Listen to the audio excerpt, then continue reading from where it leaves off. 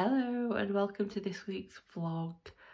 If you saw the end of last week's vlog, you will have known that I have started Snow by John Banville. I've read 12% more since Sunday. It's now Wednesday. I'm kind of falling out of wanting to read this book. I'm putting that down at the moment to how tired I am. I have not been sleeping well for the past few days. I don't know why. I just haven't. And if I had slept well, I could have had this book finished by today because I read 12% in 20 minutes. It's about 50 pages, which is good. But because I haven't been wanting to read it, I've just not put the effort in. But I'm hoping I will get a good night's sleep tonight. It is currently 9:15. I am actually going to go to bed once I've finished this. I'm hoping I get a good night's sleep tonight and then I can just smash through another 100 or so pages tomorrow and have this book finished by end of Saturday. There's no D&D this weekend, so I do have Sunday free as well. If it does take me to the end of Sunday to finish this book, I'm not going to be happy, but at least it's read. But if I do carry on in the next 12% thinking, I'm bored, I don't want to finish this, it's a DNF, and I move on to another book. And you will be happy to hear I am no longer arguing with myself to read the books from 2022 first before my 2023 haul books, because I'm just like, I'm going to read the book I want to read. So yeah, the next update will either be I'm now over 50% of the way through Snow, or I DNF'd, or it'll be it's Sunday, I've finished Snow. Who knows with me? So yeah, I will update you with that update whenever that update is. Saturday evening, I'm just going to bed. I'm now 60% of the way through Snow. It's a quick pace book, but it feels like it's dragging a little. I'm not gonna lie,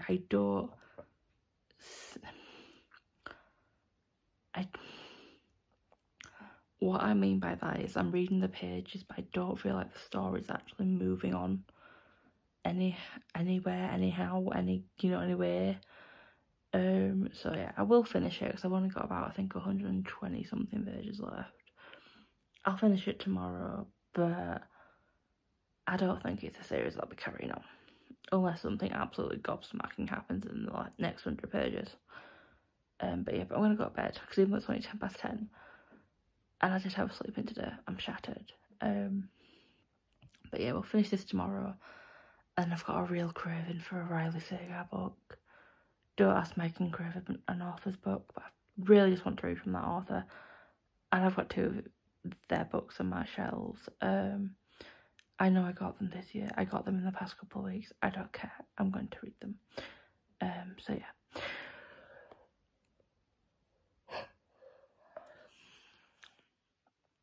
And now I've just got that y'all know I'm going to go to bed. So I will update you tomorrow when I finish Snow. 1:45 Sunday, I finished Snow. 3 stars. Nothing shocking happened. Nothing.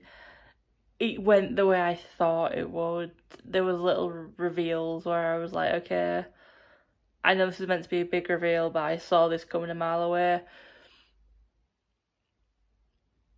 Let's say major spoiler, minor spoiler. If you don't want to know about it, skip along till I showed my next book. The priest does what a lot of Catholic priests are known to do.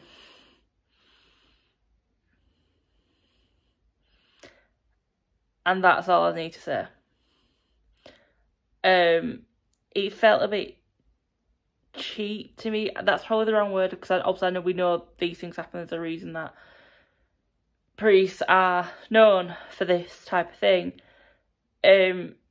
So when I read it, I was like, okay, nothing I didn't see coming. Do I wish people stop writing about it a little bit, even though I know it does happen? Like I said, it just feels a bit cheap. But 3 stars, not going to carry on with this series. It's not caught my attention enough to carry on with this series. But do you remember how I said I was in a Riley Sagar mood? Well, I still am. So, I'm going to be starting The Only One Left by Riley Sagar, their latest book. This synopsis is short and sweet. I didn't even read the synopsis when I pre-ordered. It's Riley Sagar, I pre-order. Everyone believes that Lenora Hope is a mass murderer. When the Hope family was massacred decades ago, she was the only one left alive after that tragic night. Mute, paralysed and confined to a wheelchair, Lenora has never been able to tell her side of the story. Until her new living caregiver Kit brings her a typewriter. And with one working finger, Lenora begins to type. I want to tell you everything. I can't wait to dive in. It's less than 400 pages. It's Riley Sagar. I've already done my cleaning for the day. I'm just in the middle of doing my washing. You can probably hear my washing machine. I have time to read. I can't wait. I love Riley. Yeah. And I'll repeat it again. Mood reading is the way to go for me this month. So it's been about 4 hours since I last updated you. I have started and I'm now 56% the way through The Only One Left by Riley Sagar. The right decision to pick up this book. It could be a quick read, but I am not like reading as I normally would. I'm kind of going over pages. I've got athletics on in the background. I'm not 100% reading it. Like, oh my god, I'm just reading this book. I'm just taking it at a leisurely pace and it's the right decision for me. Such an interesting story.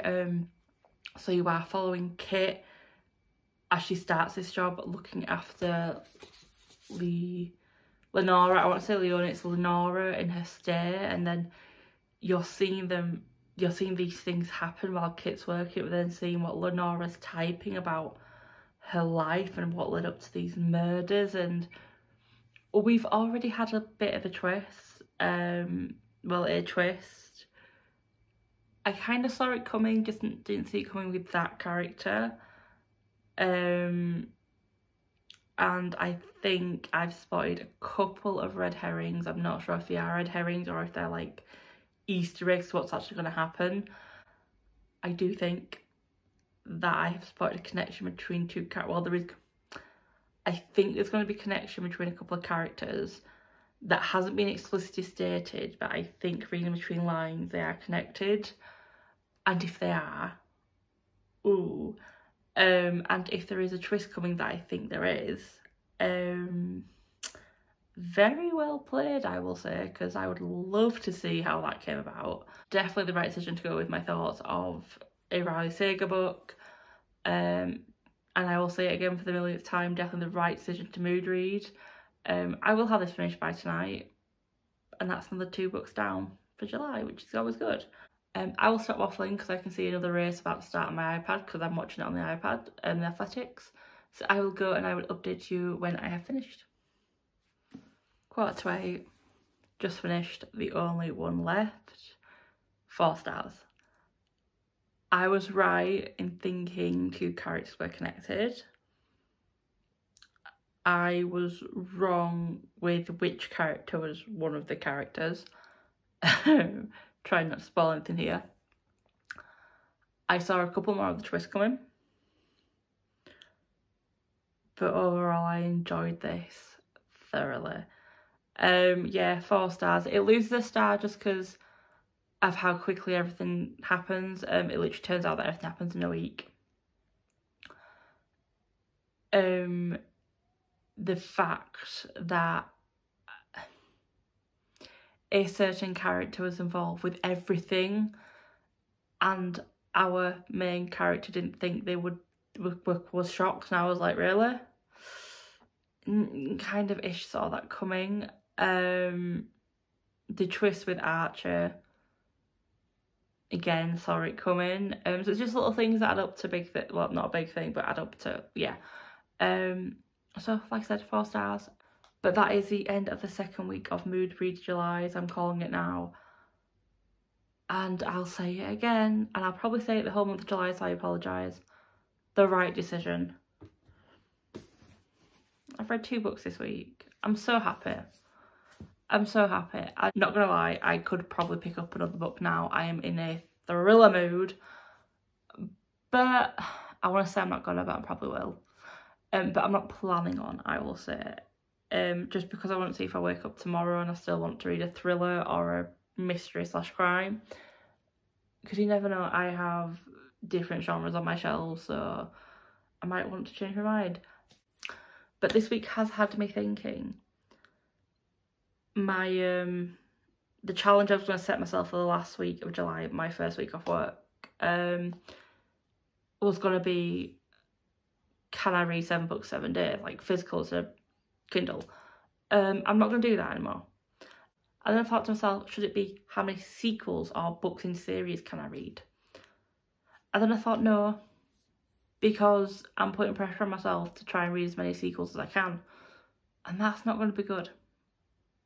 So I think that's going to be my August TBR, is going to be sequels. But I might mood read again in August, let's see.